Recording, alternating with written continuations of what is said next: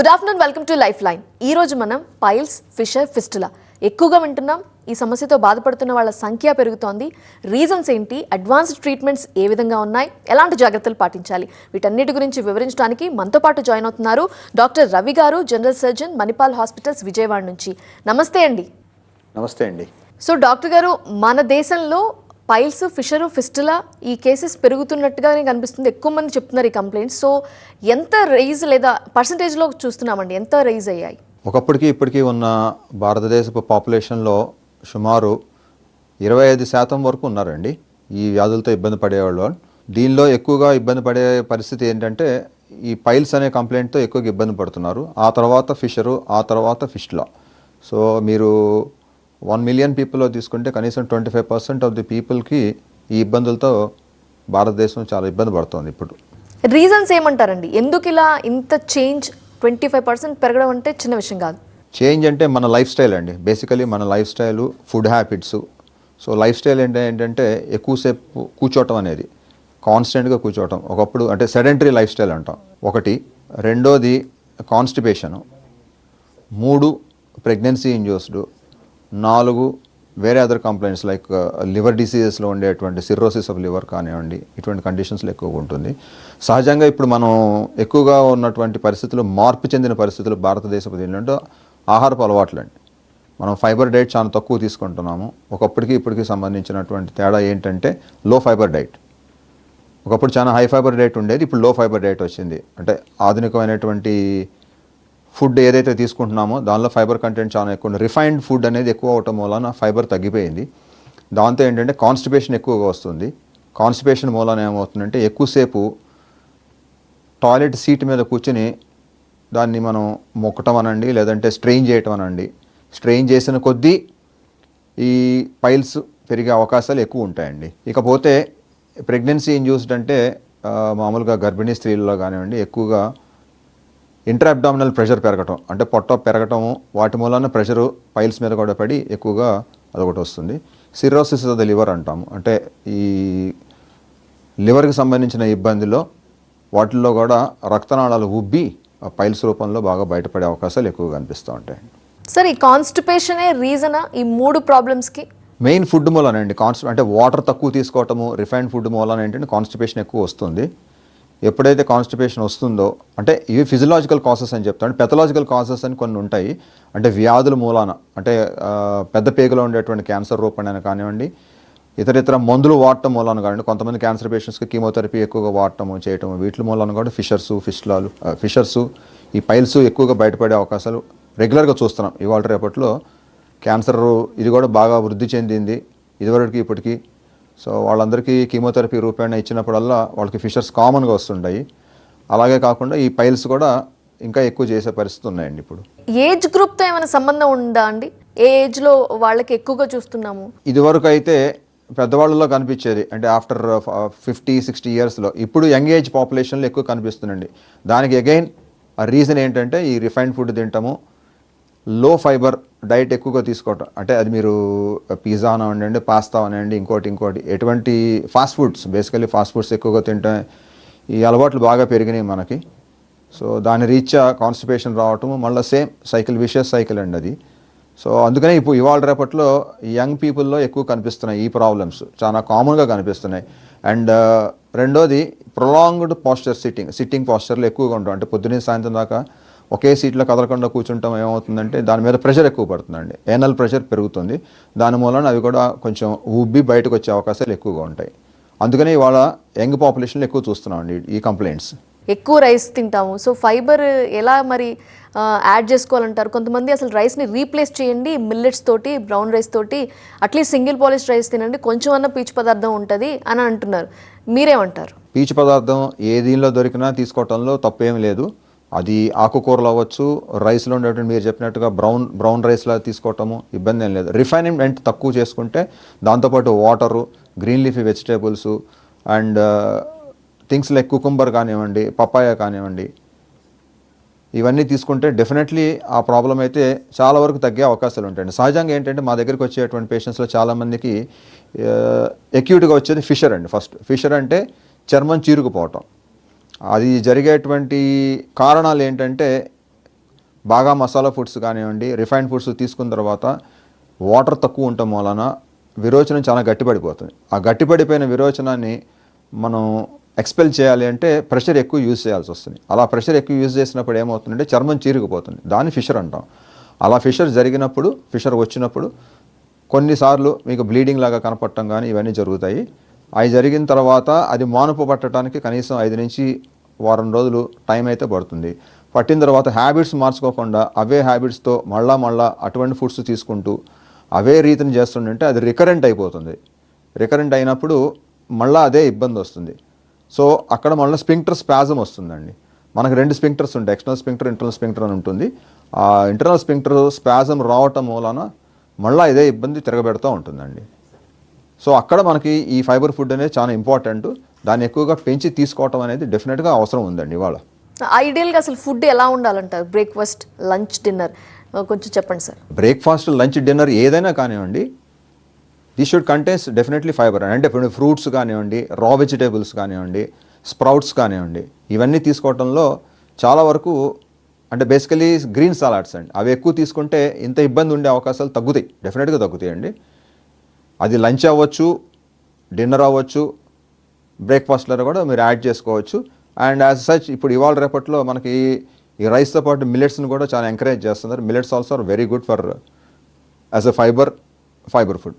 Sir, ఈ 3 ప్రాబ్లమ్స్లో piles, fissure, ఫిస్టులాలో ఏది చాలా సీరియస్ ప్రాబ్లం అంటే ఏం చెప్తారు? పేషెంట్స్ ఎక్కువ సఫర్ అవుతారు దీనివల్ల ఏది సార్? అది పర్సంటేజ్ వైజ్ చూసుకుంటేనండి, ఇప్పుడు ఇందాక మనం మాట్లాడుకున్నట్టుగా 25% ఆఫ్ ది పాపులేషన్లోనే ఈ యానోరెక్టల్ ప్రాబ్లమ్స్ అంటాం. ఈ యానోరెక్టల్ ప్రాబ్లమ్స్లో టాప్ లిస్ట్ పైల్స్ అంటాం అండి, అది ఆర్ హెమరాయిడ్స్, మెడికల్ లాంగ్వేజ్లో హెమరాయిడ్స్ అంటాము.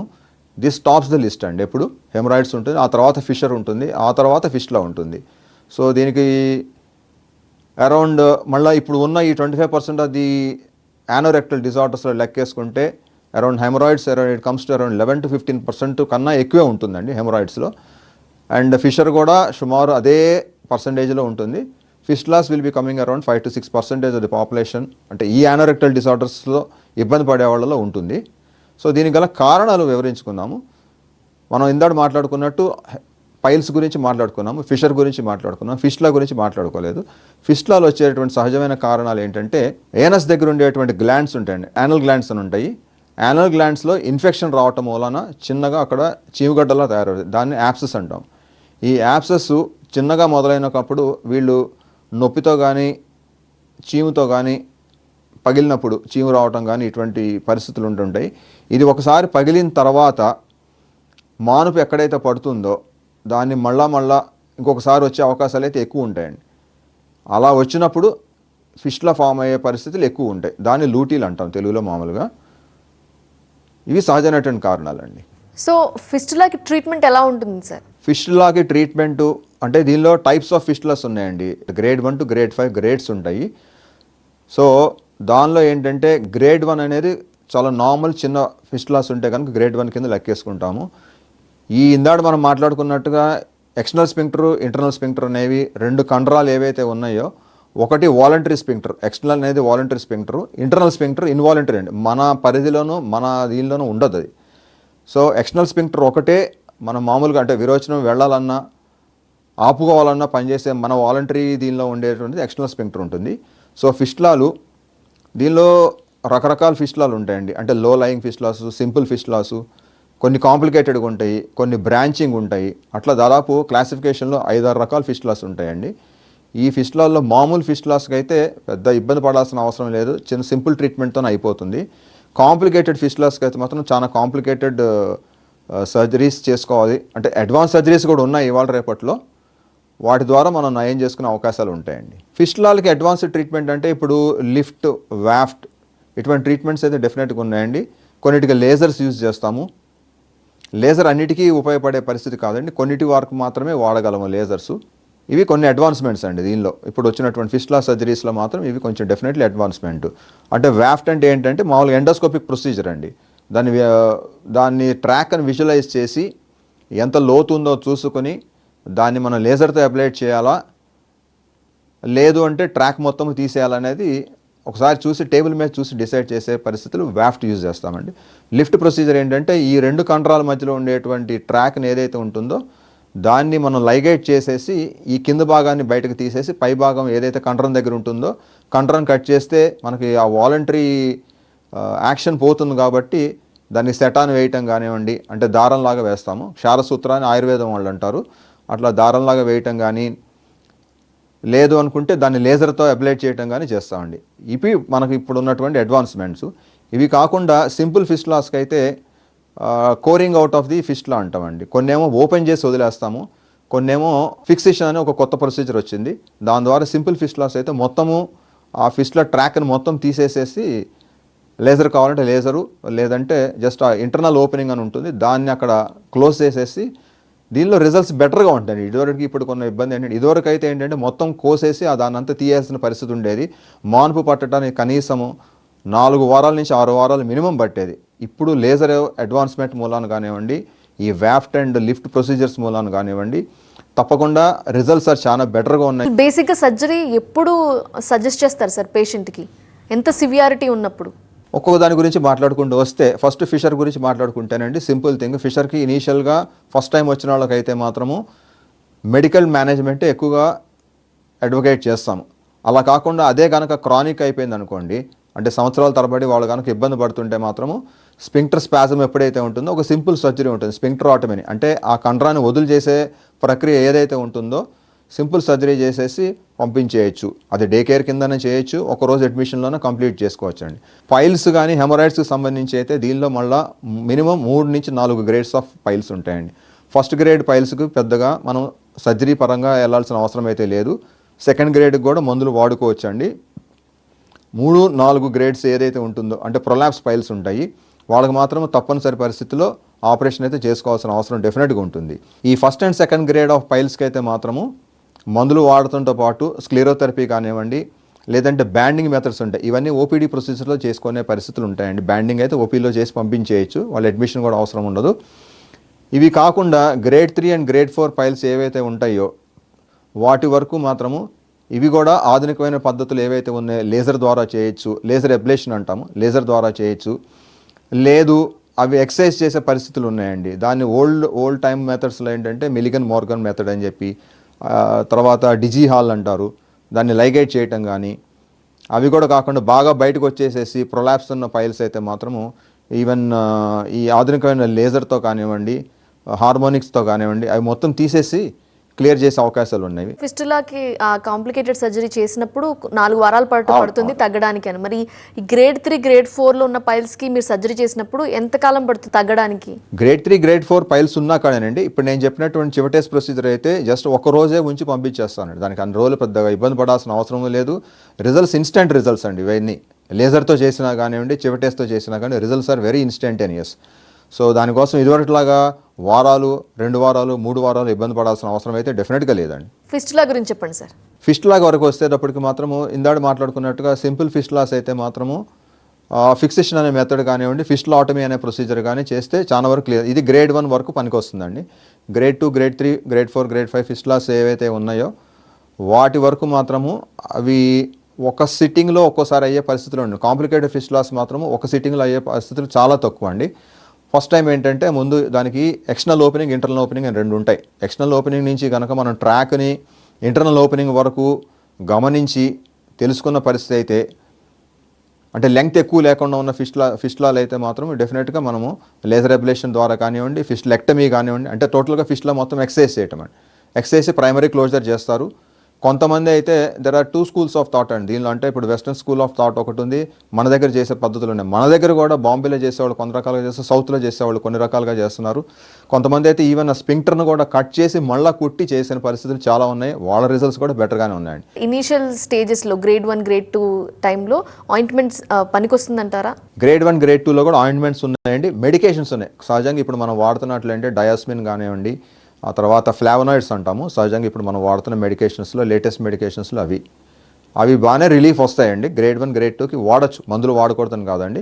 రెండోది ఈ మెడిసిన్స్కి కూడా కొంతవరకు తగ్గిన తర్వాత ఎప్పుడైతే ఈ ఓపీడీ ప్రొసీజర్ లైక్ బ్యాండింగ్ అది ఉందనుకోండి, అది చేయించుకుని వెళ్ళిపోవచ్చు అండి. దానికోసం ఏమి అడ్మిషన్ అవసరం లేదు. ఇక్కడ ఉండాల్సిన అవసరం అంతకన్నా ఏం లేదండి. అయితే కొంతమంది పేషెంట్స్ చాలా లేట్గా వస్తూ ఉంటారు అని చెప్తూ ఉంటారు. రీజన్ ఏమంటారు?